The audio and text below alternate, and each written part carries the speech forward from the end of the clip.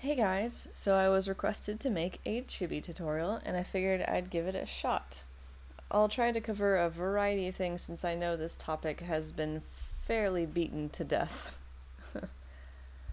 So for those of you who are unfamiliar with chibis and what they are, here's a quick overview.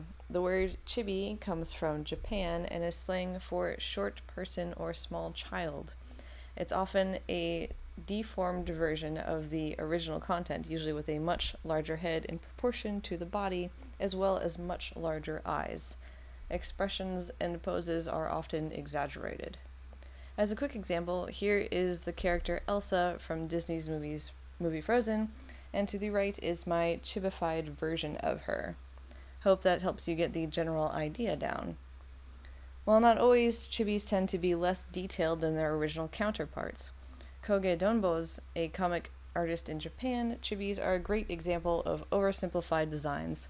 Typically, adults are about 6 to 8 heads tall, meaning their height is about as tall as 6 to 8 of their heads laid on top of each other. Chibi proportions are often less than half of that height, and their body and limbs are often squished shorter and smaller. Keep in mind that chibis are not usually child proportions. Chibis have exaggerated proportions, not realistic ones. Chibis can come in a variety of styles.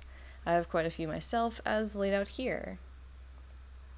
Just to show you in another example, here is Tom Hiddleston as Loki from the Avengers next to my Loki chibi.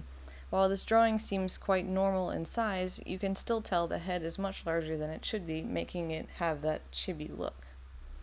Another example of simplified chibis is with my Iron Man and Castiel chibi.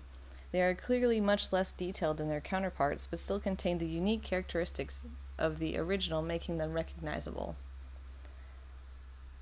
With the Enderman, which hails from a game called Minecraft, it's the same thing, taking the original character, distorting it, shrinking the body, enlarging the head, exaggerating the proportions while still paying tribute to the iconic character. You can chibify anything as long as you keep to the standards of exaggerating proportions. You can also think of them as being in the same field as caricatures. While they are not inherently the same, they share similar concepts. With all that covered, let's get started with the tutorial. I'll be going over the basics of how to draw a chibi, as well as how to chibify or make something a chibi as well.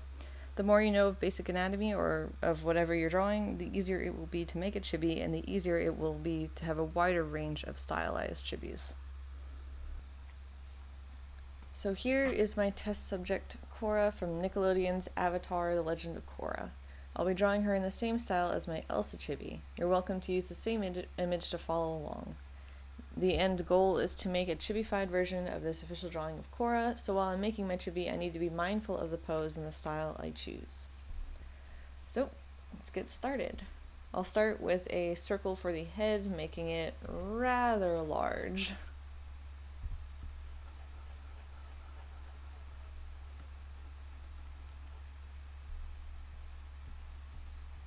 I don't just draw one circle, I draw multiple ones. This helps me erase parts that I don't like and make it more a refined circle.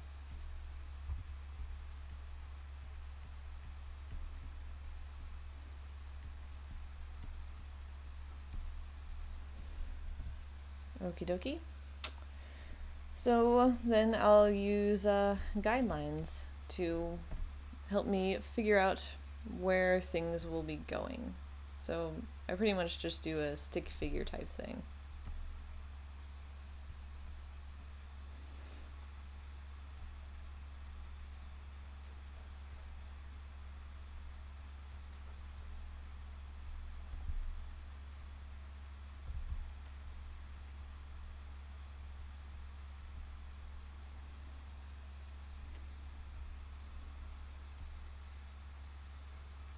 Right now I'm just adjusting the size since I feel like I made the body a bit too big for my liking.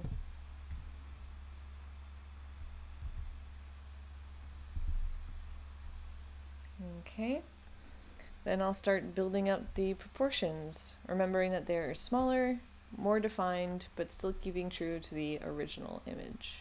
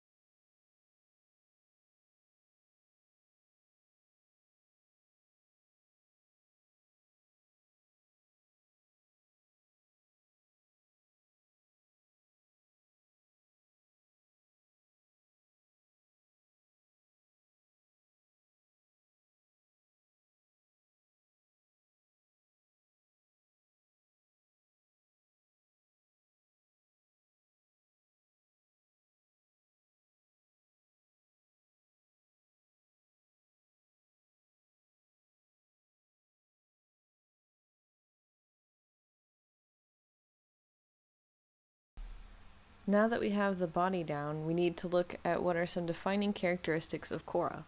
While her design is rather simple, this can be helpful for more complicated character designs. What are the iconic factors of the character? What pieces can be taken away while still having the character be recognizable? If you think back to the Iron Man chibi I made, you can see I left out a lot of details. The main shape is still there. I kept important details such as the shape of his mask, the arc reactor, generic body pieces, etc. I didn't need to include everything because it wasn't necessary in order to see who I had drawn. You don't have to make them simple, of course, it's up to you, but if you want to, you can just keep this in mind. So for Korra, I can basically keep everything. Her design is already fairly simplistic in itself. All I have to do now is just be mindful of the different proportions and how things may fall differently on this deformed body than on the original.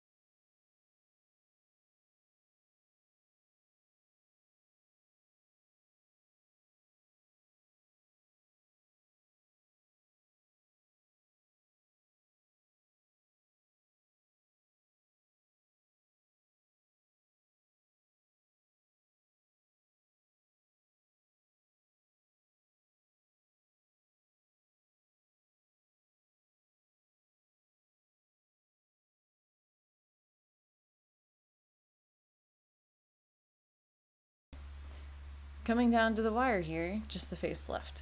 There are many different styles you could draw the face in. Most commonly found is the more anime manga style with the large shiny eyes and small mouths.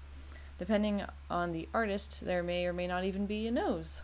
I've seen fairly realistic face chibis. I've seen like just dots for eyes.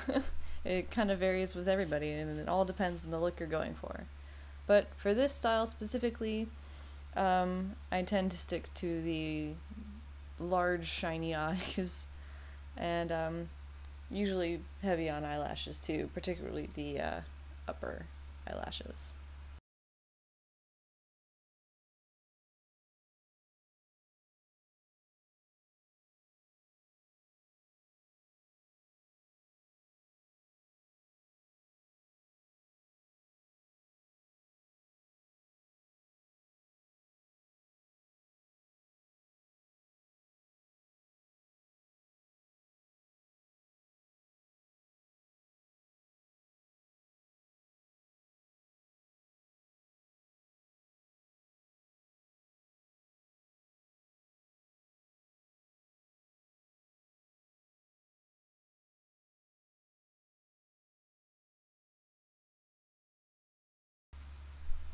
And that basically covers it.